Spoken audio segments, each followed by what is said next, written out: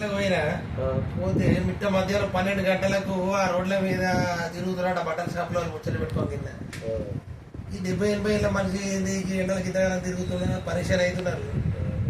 20 ఏళ్ళ పోరాడు తిరుగుతానికి భయపడుతున్నారు. మీరు ఎట్లా తిరుగుతున్నారు అనేది ఆడ ముచ్చట పెట్టుకోని కింద.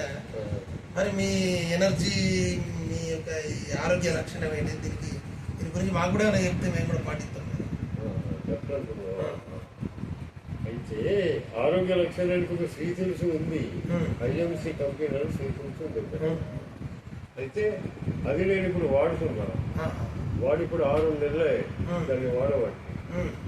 అది ఏం చేస్తుంది అంటే శ్రీ తులసి మనకు నెత్తికి షాంపూ ఉంది, ఒకటి పెరిగి సబ్బు ఉంది, బట్టలకు కూడా సబ్బు ఉంది. ఈ 3 కళ్ళు మనం పరిశుభ్రత చేసుకుంటున్నాం. కానీ మన శరీరంలో కూడా పరిశుభ్రత అనేది ఉన్నదా?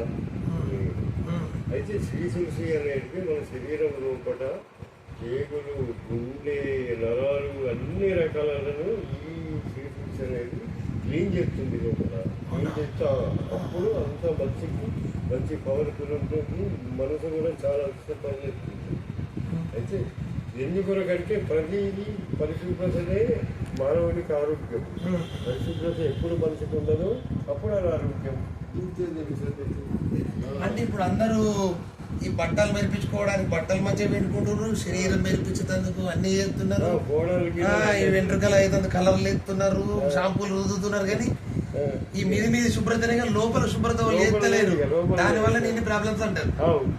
ఒకసారి స్త్రీ తులసి ఎట్లుంటది ఒకసారి అది చూపించారు, మేము కూడా ఇట్లుంటది. ఇది లోపల మొత్తం క్లీన్ చేస్తుంది. నమ్మచ్చు అంటది.